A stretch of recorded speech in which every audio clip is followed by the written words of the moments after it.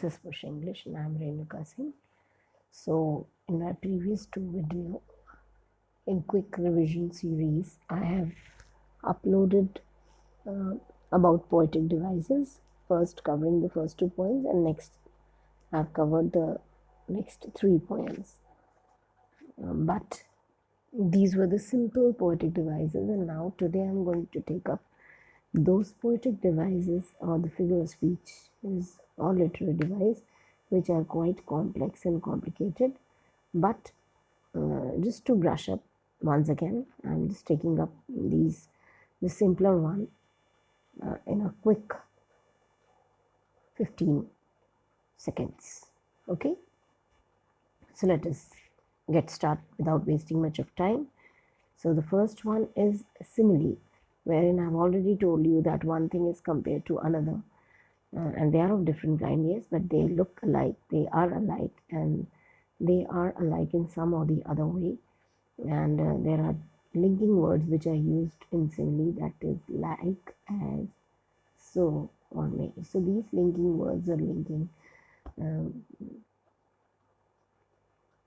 words are helpful in identifying the simile. So there are various examples here, but the most important are the two examples in your poem, My Mother at 66, and I hope you know this. One pale as late winter's moon, where mother is compared to late winter moon and her face is compared to a corpse, that is dead body. So this is simile, and you can see the words as and like are the linking words. So it is very easy to identify simile. तो आई hope आपको simile समझ में आया होगा. Simile एक ऐसा linking literary device है जिसमें लिंकिंग वर्ड्स का इस्तेमाल हम करते हैं और किन्हीं दो चीज़ों के बारे में के बीच में कंपैरिजन होता है किसी एक कॉमन क्वालिटी को लेकर. अब आगे बढ़ते हुए एक बहुत ही सिंपलेस्ट दूसरे सिंपलेस्ट पोएटिक डिवाइस को लेते हैं और वो है मेटाफर. बिल्कुल सिमिली की तरह, सिर्फ अंतर ये है कि इसमें लिंकिंग वर्ड्स का इस्तेमाल नहीं किया जाता है और कोई भी एक वर्ड या फ्रेज़ किसी दूसरे वर्ड या फ्रेज़ की जगह यूज़ होता है ये सजेस्ट करने के लिए कि वो दोनों सिमिलर हैं. ठीक है, तो ये भी एक किस्म का कंपैरिजन होता है, बट इसमें हम लिंकिंग वर्ड्स का इस्तेमाल नहीं करते हैं. जैसे अगर हम बोल रहे हैं कि लाइफ एक रोलर कोस्टर राइड है तो हमने लाइफ को रोलर कोस्टर राइड से कंपेयर किया.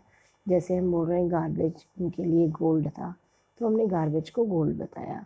He is the big fish who must be trapped, तो उस व्यक्ति को हमने एक बड़ी मछली से कंपेयर किया. तो ये तो कुछ सिंपल थे, लेकिन आपकी टेक्स्ट बुक में मेटाफर के बहुत सारे एग्जाम्पल्स हैं जो मैंने पिछले दोनों वीडियोस में बताए हैं.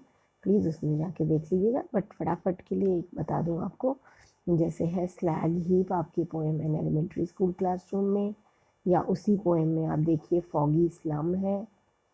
ठीक है, उसी पोएम में आपका लेड स्काई है. ठीक है, ऐसे बहुत सारे मेटाफर आपको मिल जाएंगे. और लेड स्काई एक समझा दे रही मैं आपको कि स्काई के कलर को लेड के कलर से कंपेयर किया है. स्लम्स को इतना अनक्लियर और डेंस बताया है जैसे फॉग होता है. हीप यानी गार्बेज को स्लैग से यानी इम्प्योरिटी से कंपेयर किया है. सो मेटाफर्स बहुत इजी होते हैं आइडेंटिफाई करने. अब हम आगे बढ़ते हैं एलिट्रेशन की तरफ. Again one of the easiest and the simplest kind of poetic device, alliteration, जिसमें आप कॉन्सोनेंट्स को रिपीट करता हुआ देखते हैं. हालांकि क्लास 12th में हम ये चीज़ डिफ्रेंशिएट नहीं करते, अदरवाइज एलिट्रेशन और एसोनेंस, ठीक है, ये दो फिगर्स फीचर्स हैं. जब आप कॉन्सोनेंट को रिपीट करते हैं साउंड्स को तो एलिट्रेशन है, ये अल्फ़ाबेट रिपीट होते हैं. और वही चीज़ जब वॉवल साउंड्स रिपीट होते हैं तो हम उनको एसोनेंस कहते हैं. बट अगर आप दोनों के लिए एलिट्रेशन लिखते हैं तो आपको बोर्ड एग्ज़ाम में मार्क्स मिलेंगे. ठीक है, और इसके एग्जाम्पल्स के लिए बहुत सारे एग्जाम्पल्स हैं. ये कुछ एग्जाम्पल्स मैंने ऐसे लिए हुए हैं जो आपकी टेक्स्ट बुक से तो नहीं है. जैसे don't drink and write, you can see D is getting repeated. The she wash there terribly transit fees, टोज नहीं होगा, आई एम सॉरी, फीट होगा. तो यहाँ टी और टी हो रहा है ना. ये आपकी लास्ट टाइम क्लास 11th में एक पोएम थी जो फोटोग्राफ उसमें से लिया गया है. बट इस साल यानी क्लास ट्वेल्थ में आपके जो पोएम है जिसमें एलिट्रेशन के बहुत सारे एग्जाम्पल्स आपको मिल जाएंगे। कीपिंग क्वाइट में आपको मिल जाएगा वी विल, डब्ल्यू डब्ल्यू जहाँ रिपीट हो रहा है, उसी तरीके से आंट जेनिफर में आपको मिल जाएगा फिंगर्स फ्लटरिंग, ठीक है, वहाँ एफ एफ रिपीट हो रहा है। इसी तरीके से आपको एलिट्रेशन के एग्जाम्पल मिल जाएंगे। वॉर्स विद गैस, फिर से कीपिंग क्वाइट में ही wars with no I am sorry, ये तो रिपीटेशन का हो गया। तो इस तरीके से बहुत सारे एलिट्रेशन के आपको एग्जाम्पल्स मिल जाएंगे। जैसे क्लीन क्लोथ्स, कीपिंग क्वाइट में क्लीन क्लोथ्स है तो सी सी, ठीक है। फिर उसके बाद से हर्ट हैंड्स, कीपिंग क्वाइट में ही, ठीक है। इस तरीके से आप आइडेंटिफाई करना सीखिए, याद करने से ज़्यादा अच्छा है आइडेंटिफिकेशन, इसीलिए मैंने ये वीडियो बनाया है। उसके बाद हम आगे चलते हैं रिपीटेशन। ये एलिट्रेशन का एक स्टेप अहेड है जिसमें हम किसी भी एक वर्ड को या वर्ड पैटर्न को हम रिपीटेड उसका यूज़ करते हैं। जैसे आपकी बहुत ही सबसे अच्छा एग्जाम्पल इसका है आपकी पोएम माई मदर एट 66 में, जिसमें लास्ट लाइन है all she did was smile and smile and smile, so you can see the word smile is getting repeated। तो ये हो गया आपका एलिट्रेशन। उसी तरीके से आपके सेकेंड पोएम में एन एलिमेंट्री स्कूल क्लासरूम में you can see break open till they break the term, तो इसमें टर्म ब्रेक रिपीट हुआ है। इसी पोएम में आप फर्स्ट लाइन पे अगर आ जाए तो फार फार फ्रॉम गस्टी वेव्स, वो है आगे, ठीक है ना। तो फार फार फ्रॉम रिवर्स, उसमें भी है फार वर्ड रिपीट हो रहा है।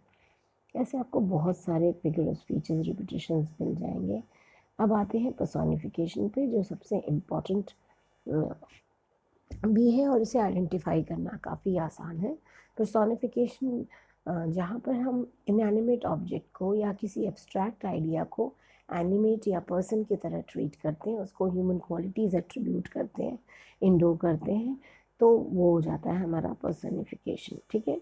यहाँ पर फिलहाल एग्जाम्पल के लिए the sun stretched its golden arms and greeted everyone with his kind smile.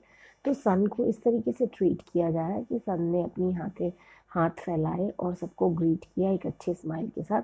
ऐसे एट्रीब्यूट किया गया है सन को क्वालिटी जैसे वो एक इंसान हो, एक ह्यूमन बीइंग हो।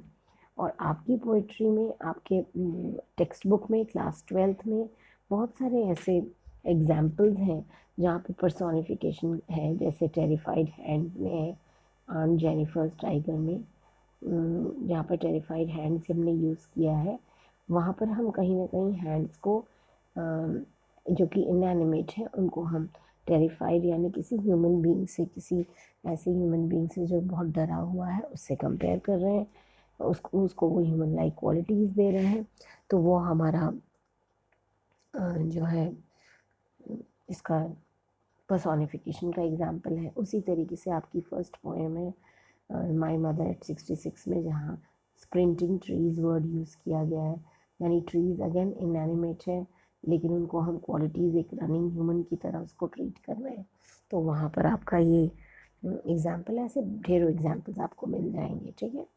उसके बाद हम आते हैं पन पे, जहाँ पर ये एक ऐसा पर्टिकुलर वर्ड है, मैं ये कहूँगी कि जो ऐसे साउंड्स जो सिमिलर साउंड करते हैं लेकिन उनकी मीनिंग अलग होती है, इन्हें हम होमोनिम भी कहते हैं, क्योंकि similar sounding words but they have got different meanings.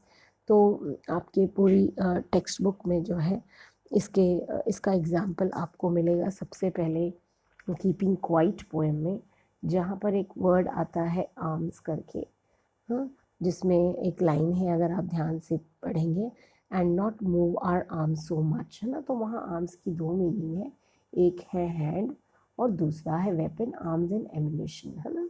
तो ये हो गया आपका एक एग्जाम्पल। दूसरा ही एक ऐसा एग्जाम्पल आंट जेनिफर्स टाइगर में है पन का, जिसमें आपने पढ़ा होगा कि रिंग्ड वर्ड है ना। तो रिंग वर्ड की दो मीनिंग है, एक रिंग का मतलब रिंग यानी अंगूठी, जो कि सिंबल है मैरिज का, शादीशुदा ज़िंदगी का, कॉन्जुगल लाइफ का, ठीक है। और दूसरी तरफ जो है यही रिंग का मतलब है गेटिंग सराउंडेड, यानी ऐसी फीलिंग कि आप किसी चीज़ से घिर गए हो, इंसर्कल्ड हो तो उसको हम कहते हैं रिंग। तो ये आप देख सकते हैं पन, यानी कि इसमें आपको 2 एग्जाम्पल्स मिल गए हैं। ठीक है, और आगे बढ़ते हैं। ये देख सकते हैं पोइट्री में स्टिल रिंग विद ऑडियंस। उसी तरीके से एंटीथेसिस, एंटीथेसिस जो होता है बच्चों, ये एक ऐसा फिगर ऑफ स्पीच है जिसमें आपको ये ध्यान रखना है देर आर कॉन्ट्रडिक्टरी वर्ड्स और आइडियाज़, क्योंकि ये अक्सर बच्चे ऑक्सीमोरॉन से इसको कंफ्यूज कर लेते हैं। कॉन्ट्रास्टिंग वर्ड्स देखते ही ऑक्सीमोरॉन जो है वो वहाँ पर contradictory words exactly opposite to each other, जबकि यहाँ पर या तो आइडिया या फिर वर्ड्स जो है यूज़ ज़रूर होते हैं, लेकिन to give a feeling of balance, ये ध्यान रखिएगा। तो यहाँ एक छोटा सा एग्जांपल ज़रूर समझाऊंगी कि ये थोड़ा सा टिपिकल, बहुत ही कॉम्प्लिकेटेड फिगर स्पीच है। तो there was both peace and war. तो पीस और वॉर दो कॉन्ट्रडिक्टरी वर्ड्स हैं और उनको यूज़ किया है एक बैलेंस मेंटेन करने के लिए। उसी तरीके से good and evil are the part of life, spicy food is heaven on the tongue but hell in the tummy, यानी कि कहीं ना कहीं हेवन और हेल को, दोनों को एक साथ यूज़ किया है, आप देख सकते हैं। तो ये जो अंडरलाइन वर्ड्स हैं ये शो करते हैं कि दीज इन दिस स्टेटमेंट्स और in this particular poetic device हमारा जो है दो कॉन्ट्रास्टिंग आइडियाज़ रिप्रेजेंट हो रहा है। हाँ, आपकी टेक्स्ट बुक में जो एग्जाम्पल है इसका क्लास 12 में, वो है एंटीथेसिस का सबसे अच्छा एग्जाम्पल मिलेगा आपको कीपिंग क्वाइट में, जो कि लास्ट के स्टैंजा में है, जब ये कहा जा रहा है कि when everything seems dead, just wait, keeping quiet, जहाँ पर ये है कि when everything seems dead, everything seems dead but later proves to be alive। इस लाइन को प्लीज़ अपनी टेक्स्ट बुक में ज़रूर अंडरलाइन कर लीजिएगा ताकि आपको याद रहे। तो आप देख सकते हैं डेड के साथ अलाइव, यानी दो कॉन्ट्रास्टिंग आइडियाज़ हैं कीपिंग क्वाइट में, डेड के साथ अलाइव, है कि नहीं। उसी तरीके से जो है आगे बढ़ते हैं ओनोमेटोपिया की तरफ। ओनोमेटोपिया एक ऐसा फिगर स्पीच है जहाँ पर वर्ड फॉर्मेशन होती है और जो साउंड होता है जिसके साथ यूज़ किया जाता है उसके साथ उसका नाम एसोसिएटेड होता है। यानी हम सिंपल कहें, ऐसा पोएटिक डिवाइस जो रिप्रेजेंट करे साउंड वर्ड्स को, उसे हम कहते हैं ओनोमेटोपिया। जैसे यहाँ पर एक एग्जांपल है डॉग बार्क्ड, तो बार्क जो है वो साउंड वर्ड है। उसी तरीके से चैप्टर द लास्ट लेसन में what a thunder clap it was, तो ये पर्टिकुलर वर्ड जो है वो साउंड को रिप्रेजेंट कर रहा है।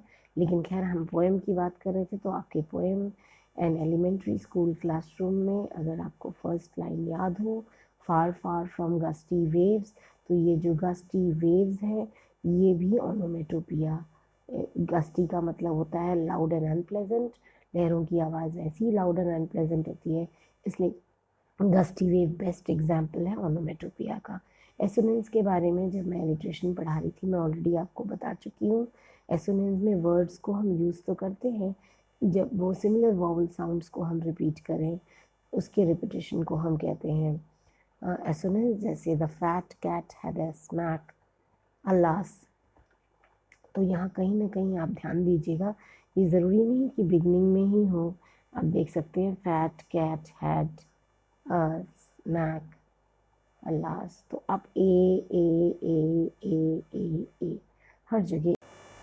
तो बच्चों उसके बाद नेक्स्ट एग्जाम्पल हम लेते हैं सिनिक डॉग के। सिनिक डॉग बोलते हैं जिसको, ये एक ऐसा फिगर स्पीच होता है जिसमें किसी पार्ट को हम होल को रिप्रेजेंट करने के लिए यूज़ करते हैं या वाइस वर्सा, यानी कि किसी होल को हम यूज़ करते हैं पार्ट को रिप्रेजेंट करने के लिए या पार्ट को यूज़ करते हैं होल को रिप्रेजेंट करने के लिए। यहाँ पे जो एग्जाम्पल है सिंपल सा, वो मैं ये देना चाहूँगी पहले, इससे पहले कि आपके टेक्स्ट बुक के किसी पोएम से आपको एग्जाम्पल्स दूँ। उसमें ये ध्यान ये रखना है आपने, दे केम ऑन देयर व्हील्स, तो ऑब्वियसली व्हील्स का यहाँ मतलब है किसी व्हीकल में वो आए थे, आइदर वो कार है या ट्रक है या बस है जिसमें व्हील्स होती हैं, तो यहाँ व्हील्स के थ्रू हमने व्हीकल्स को रिप्रेजेंट किया है, तो ये हो गया सिनिक डॉग। ठीक है बच्चों, उसी तरीके से 5 brains are enough to deal with this problem. तो यहाँ ब्रेन्स का मतलब है कहीं ना कहीं 5 intelligent man who are very wise and very intelligent, तो इसलिए ये भी सिनिक डॉग हो गया। अब आपकी पोएम में आप कहेंगे, आपकी टेक्स्ट बुक में एक ही एग्जाम्पल है सिनिक डॉग का, और वो है आंट जेनिफर पोएम में, जहाँ पर एक लाइन यूज़ की गई है आंट जेनिफर्स हैंड्स। तो कहीं ना कहीं उनके हाथ को उनकी पूरी बॉडी, उनकी पूरी लाइफ से कंपेयर या रिप्रेजेंट करने की कोशिश है, उनकी पूरी लाइफ, उनकी पूरी बॉडी जो कि इतनी सप्रेस्ड है, मेल शॉविनिज्म यानी अपने हस्बैंड यानी अंकल ने उनको इतना सप्रेस किया हुआ है। तो सिनिक डॉग का बेस्ट एग्जाम्पल जो है हमको आंट जेनिफर टाइगर में मिलेगा। उसके बाद से हम आते हैं नेक्स्ट फिगर स्पीच पर, जहाँ पर एपिथेट जिसको हम बोलते हैं, हम इसको थोड़ा इसका पूरा नाम लिख दें, यहाँ पर ये मिस हो गया है, it should be transferred epithet. ठीक है, इसके बारे में मैंने प्रीवियस अपने वीडियोस में भी बात की है। ये ऐसे एपिथेट या एक ऐसा पोइट्रिक डिवाइस है जिसमें आपका जो एडजेक्टिव है या जो भी पर्टिकुलर फ्रेज़ है वो दूसरे किसी को वो क्वालिटी लैंड कर देता है। इसको मैं शॉर्ट में रोल रिवर्सल भी बोलती हूँ, यानी रोल जो है वो रिवर्स हो जाता है। ठीक है, और इसका बेस्ट एग्जांपल आपको मिलेगा, वैसे तो एक लिटरेरी चैप्टर है आपका फ्लेमिंगो में, सॉरी विस्टास में, इवांस ट्राइजिंग ओ लेवल, लेकिन हम लिटरेचर की बात नहीं कर रहे हैं, हम प्रोज की बात नहीं कर रहे हैं, we are talking about poems. So I'll give you example from poem, and that example is you can say cold sea, जो कि आपके पोएम कीपिंग क्वाइट में है। और इस कोल्ड सी में कहीं ना कहीं कोल्ड जो है एक इग्नोरेंट और नेग्लिजेंट एटीट्यूड है फिशरमैन का, या एक इंसान का who heedlessly kill, they have become so ignorant unaware about the sea यानी एक्वेटिक एनिमल्स। तो स्पेसिफिकली यहाँ पर फिशरमैन को वेल्स के प्रति इग्नोरेंट बताया गया है। तो कहीं ना कहीं समुद्र का जो ठंडापन है वो किसने ले लिया है, वो क्वालिटी लैंड की गई है फिशरमैन को, तो इसलिए यहाँ पर ट्रांसफर्ड एपिथेट है। उसी तरीके से एक और पोइट्री है जिसमें एन एलिमेंट्री स्कूल क्लासरूम में एक लाइन है जहाँ पर बताया गया है सिविलाइज्ड डोम राइडिंग ऑल सिटीज़, है ना। इसमें कैसे आप आइडेंटिफाई करोगे कि ट्रांसफर एपिथेट है, तो मैं आपको बता दूं, हमें पहले वो दो चीज़ें आइडेंटिफाई करनी होगी जिनका रोल रिवर्सल हो रहा है। तो यहाँ वो दो चीज़ें हैं, डोम विद सिटीज़ यानी जो गुंबद होते हैं, मीनारेट्स होते हैं, मीनारें होती हैं, इमारतें होती हैं, वो काफ़ी सिविलाइज्ड होती हैं, यानी सो कॉल्ड सोफिस्टिकेटेड होती हैं, डेवलप्ड होती हैं, हाईटेक होती हैं। उसी तरीके से शहर जो है एक शहर तो आपको पता ही है इसका मतलब। तो अगर इस लाइन को आप पढ़ें, civilized doom riding all cities, तो देखा जाए तो डूम्स जो है कभी भी सिटीज़ से बड़े नहीं हो सकते हैं। ठीक है, नहीं हो सकते, लेकिन यहाँ जिस तरीके से स्टेटमेंट में बताया गया है ऐसा लग रहा है जैसे सारी मीनारें जो है पूरे शहर पर हावी हो रही हैं। तो आपको लगता है ना शहर का ये रोल रिवर्सल हुआ है, तो इसलिए ये हो गया हमारा ट्रांसफर्ड एपिथेट। ठीक है, उसके बाद हम आते हैं नेक्स्ट पोएटिक डिवाइस पर, जिसे हम एपोस्ट्रोफी कहते हैं। हालांकि इसका कोई एग्जाम्पल आपकी टेक्स्ट बुक में तो नहीं है, लेकिन आपके एक चैप्टर में है डीप वाटर में, इसलिए मैं इसका जिक्र ज़रूर करना चाहूँगी। एपोस्ट्रोफी एक ऐसा फिगर स्पीच है जहाँ पर आप किसी ऐसे डेड या एब्सेंट पर्सन को एड्रेस करते हो, किसी भी एब्सेंट पर्सन या थिंग के बारे में बात कर रहे हो जो कि वहाँ उस वक्त नहीं है या जो कि इस दुनिया में ही नहीं है। For example, O God where are you staying, तो भगवान तो है नहीं यहाँ पर। ठीक है, या फिर well mister terror what do you think you can do to me, ये तो आपने तुरंत आइडेंटिफाई कर लिया होगा, ये आपके चैप्टर डीप वाटर में से है। ठीक है, तो पोएम में कोई एग्जाम्पल नहीं है आपकी टेक्स्ट बुक में, आपके सिलेबस में जो पोएम्स हैं उनमें। उसके बाद आते हैं एक और मिटोनिमी हालांकि आपके सिलेबस में है नहीं, बट फिर भी बहुत ही इंटरेस्टिंग एक पोएटिक डिवाइस है, इसलिए मैं इसको इंट्रोड्यूस कर दूँ। ये होता है जब हम किसी टर्म की जगह दूसरा टर्म सब्सटीट्यूट करें। फॉर एग्जांपल अगर मैं दे रही हूँ कि I am reading Chetan Bhagat, यानी मैं चेतन भगत को पढ़ रही हूँ। चेतन भगत को तो नहीं पढ़ सकती, उनकी बुक्स को पढ़ सकती हूँ, तो कहीं ना कहीं मैंने बुक्स की जगह चेतन भगत यूज़ किया। उसी तरीके से जब हम बात करते हैं देवर लिसनिंग टू लता मंगेशकर, इसका मतलब लता मंगेशकर के सॉन्ग्स को हम सुन रहे थे, वो लोग सुन रहे थे, तो सॉन्ग्स वर्ड की जगह हमने लता मंगेशकर लिखा है। ठीक है, तो ये मिटोनिमी हो गया। एक और इम्पॉर्टेंट हमारे पास फिगर ऑफ स्पीच है जिसे हम इमेजरी कहते हैं, जहाँ पर एक मेंटल पिक्चर अपने आप क्रिएट हो जाती है। जिस तरीके से पोइट या ऑथर उसे क्लेम करते हैं, उस एक्सपीरियंस को एक इमेजिनेशन, हम उसको विजुअलाइज करने लगते हैं, उसको हम इमेजरी कहते हैं। जो कि जिसका बेस्ट एग्जांपल आपके पहली ही पोएम में है, यानी माई मदर एट 66 में, जहाँ बोला गया है मेरी children were spilling out of their homes. तो इस सेंटेंस में जैसे ही आप देखोगे मेरी चिल्ड्रन पढ़ोगे, आपके दिमाग में तुरंत विजुअलाइज हो जाएगा कि कुछ खुश बच्चे अपने घरों से बाहर दौड़ते हुए निकल रहे हैं। दूसरा एग्जाम्पल फिर से उसका है इमेजरी का, वो है स्प्रिंटिंग ट्रीज, जिसमें आप विजुअलाइज कर सकते हो जैसे पेड़ भाग रहे हो, ठीक है, ग्रेट स्पीड पर। तो ये हो गया आपका। अब आते हैं हम हाइपरबोले पे, एक नेक्स्ट फिगर ऑफ स्पीच, जिसको हम ओवर स्टेटमेंट, यानी इसके नाम से ही आप समझ सकते हैं कि चीज़ों को जब एग्जैजरेट करके बोला जाता है, किसी भी फैक्ट को जब पोइट और ऑथर एग्जैजरेट करें तो उसे हम कहते हैं हाइपरबोले। एग्जाम्पल के तौर पर एक सिंपल सा एग्जाम्पल पहले लेते हैं। He scored a goal and the entire world rose to greet him. तो एक गोल उसने स्कोर किया और पूरी दुनिया उसको ग्रीट करने के लिए खड़ी हो गई। तो ये कुछ ज़्यादा ही बढ़ा चढ़ा कर कहा गया है। इसको हिंदी हम अतिशयोक्ति अलंकार भी कहते हैं। शायद आपको इसका आपने सुना हो इस अलंकार के बारे में। उसी तरीके से she winked and everyone around her fell down. उसने आंख मारी और सब उसके आसपास गिर गए। तो क्या कभी ऐसा हो सकता है? तो हाइपरबोल यहाँ पर ये है, ठीक है। उसके बाद से हम एक एग्जाम्पल लेंगे, दूसरा poetic device and euphemism. Euphemism एक ऐसा पोएटिक डिवाइस है जिसमें हम कोई इनऑफेंसिव एक्सप्रेशन यूज़ करते हैं ऑफेंसिव एक्सप्रेशन की जगह, यानी कि एक ऐसा माइल्ड या इनडायरेक्ट वर्ड या एक्सप्रेशन जिसको सब्स्टिट्यूट किया जाता है किसी हार्श या ब्लंट रिमार्क से, ठीक है। और इसका बेस्ट एग्जाम्पल है आपके पोएम कीपिंग क्वाइट में, जहाँ पर पोएट एडवोकेट करते हैं डेथ और इनएक्टिविटी को, और वो बिल्कुल डिक्लेयर करते हैं नो ट्रक विद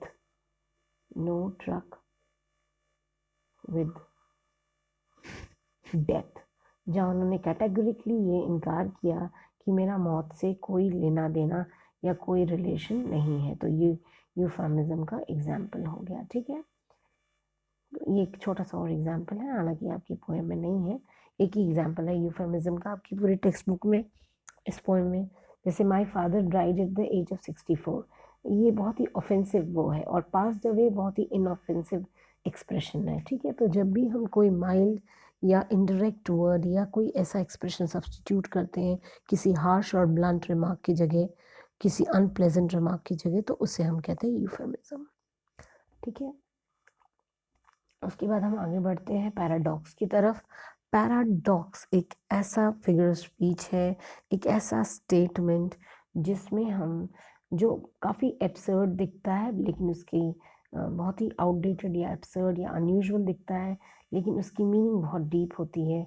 जैसे child is the father of man, तो एक बच्चा कहाँ पिता हो सकता है इंसान का, लेकिन इसमें डीपर मीनिंग ये है कि जहाँ तक क्रिएटिविटी की बात आए, जहाँ तक इंटेलिजेंस की बात आए, तो एक बच्चा भी एक व्यक्ति का पिता हो सकता है, ठीक है।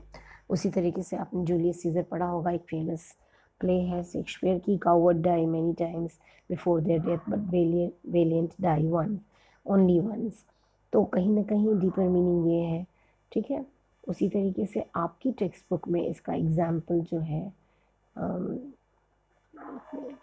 इसका एग्जाम्पल पैराडॉक्स का बेस्ट एग्जाम्पल आपकी टेक्स्ट बुक में है पोएम से, जिसमें कीपिंग क्वाइट पोएम में जिसमें एक लाइन यूज़ की गई है, victory with no survivors. I hope आपको याद आ गई होगी ये लाइन। तो कहीं ना कहीं ये बताने की कोशिश कि युद्ध जो है वो बहुत ही वेस्टफुल, बहुत ही एब्सर्ड एक एक्टिविटी है, एक ऐसा है जिसमें मौतें होती हैं, जीत तो मिलती है लेकिन उस जीत का क्या फ़ायदा जिसमें कोई सर्वाइवर्स ना बचे। तो बड़ी गहरी बात कही गई है पैराडॉक्स में। पैराडॉक्स ये हो गया। उसके बाद एनाफोरा। ये एनाफोरा एक ऐसा फिगर स्पीच है जिसमें वर्ड रिपीट करते हैं और हर सक्सेसिव क्लॉज के बिगिनिंग में इसको यूज़ किया जाता है।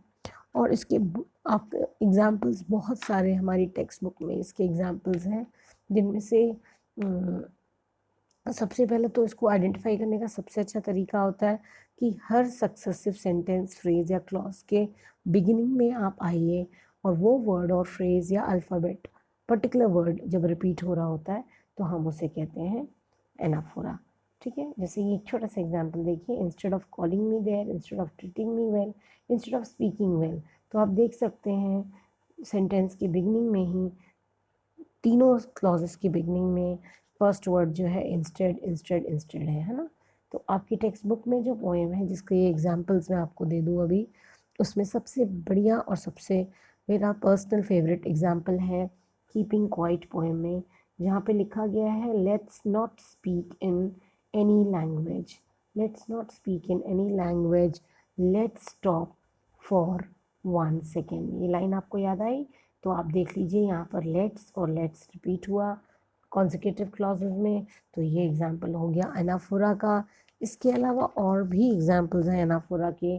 मैं आपको एग्जाम्पल दे सकती हूँ आपकी second poem an elementary school classroom में, जहाँ पर लास्ट के स्टैंजा में है, run azure on gold sands या रन नेकेड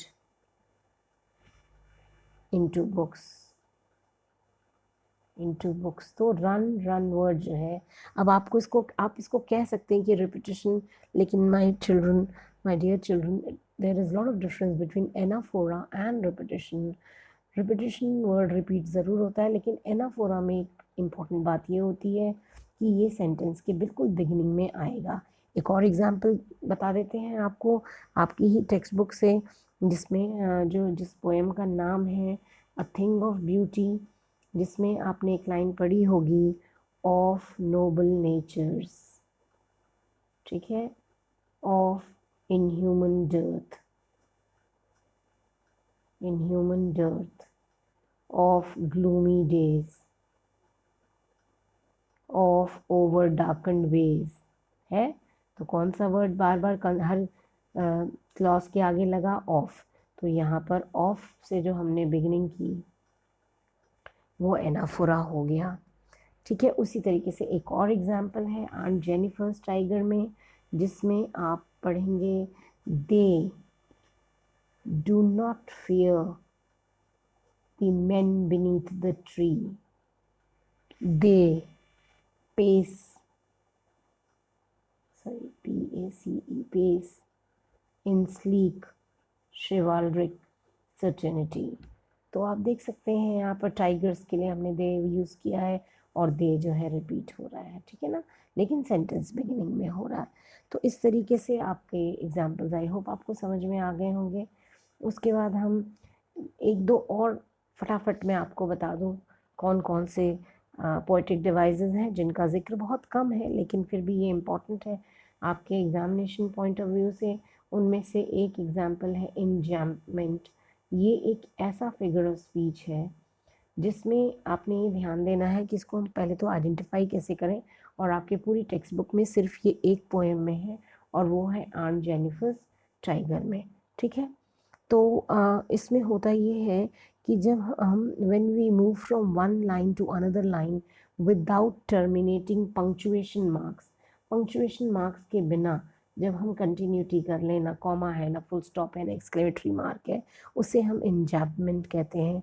आपकी आंट जेनिफर टाइगर्स पोएम में आपने एक लाइन पढ़ी होगी जिसमें वूल वूल के बाद से सीधा फाइंड है, find it hard to even pull the ivory needle, है ना। उसी तरीके से आगे है मतलब आप सिर्फ ध्यान से सिक्स्थ, सेवेंथ, सेवेंथ और एट्थ, नाइन्थ और टेंथ और 11th और 12th लाइंस को एक बार पढ़ लीजिए, आपकी समझ में आ जाएगा कि किस तरीके से 6th-7th लाइन में वुल के बाद फाइनल है, 7th-8th में ही के बाद तुरंत स्टिल है बिना किसी पंक्चुएशन मार्क के, उसके बाद मेड के बाद विद है, तो उसके बाद से फिर इस तरीके से आप उस पोएम में आप देख सकते हैं इंजैम्पमेंट का इस्तेमाल किया गया है।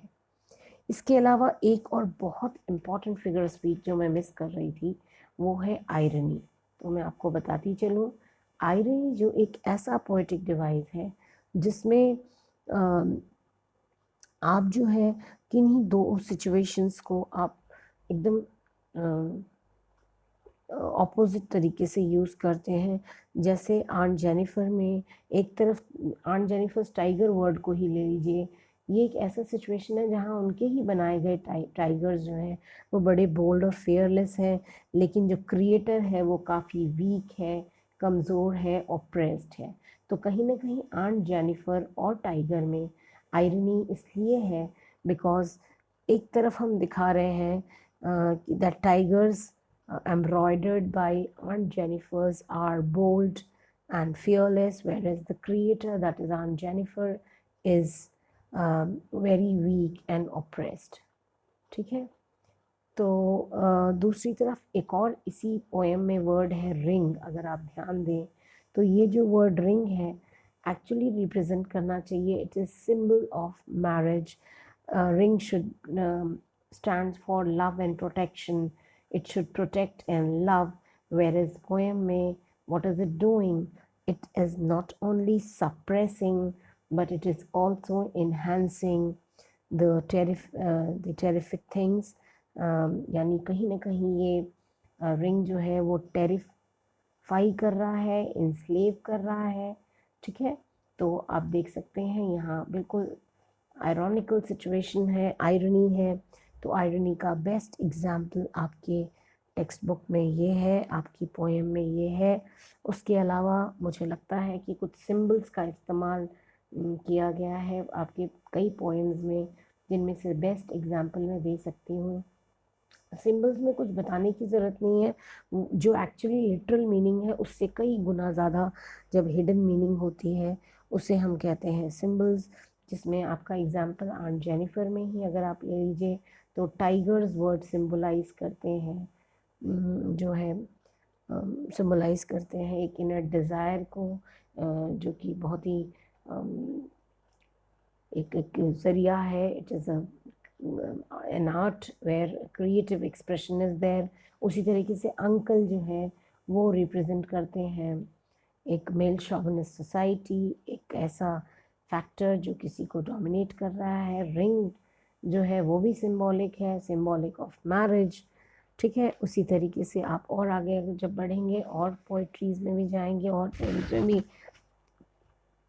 तो तो सिंबल एक्चुअली एक person, object, place, event, action, कुछ भी जो कि अपने लिटरल मीनिंग से ज़्यादा कुछ सजेस्ट कर जाए उसे हम कहेंगे सिंबल्स। और आपको पूरी पोएम में बहुत सारे एग्जाम्पल्स ऐसे मिल जाएंगे सिंबल्स के। उनमें से आप अगर आ जाए कीपिंग क्वाइट पर, तो उसमें एक वर्ड था क्लीन क्लोथ्स, जो कि एलिट्रेशन का एक एग्जाम्पल है ही है, लेकिन कहीं ना कहीं यहाँ रिप्रेजेंट करता है पीस को, यूनिवर्सल ब्रदरहुड को। और उसके ठीक बाद आपने वर्ड देखा होगा यूज़ किया है ब्रदर। ब्रदर का मतलब यहाँ पर है ब्रेदरन, यानी भाई, जो कि यहाँ पर रिप्रेजेंट करेंगे हम ह्यूमन बींग्स जो एक दूसरे के भाई हैं। हाँ, तो इस तरीके से आपको बहुत सारे एग्जाम्पल्स सिंबल के मिल जाएंगे। ठीक है, अब हम मुझे लगता है मैंने काफ़ी कुछ तो कवर अप कर दिया है। फिर भी अगर आपको लगता है तो please feel free to drop a comment in the comment boxes so that I can work on them. So, okay children, this was all for today. Bye bye. Please wait for my next quick revision series for class 12th. Bye bye.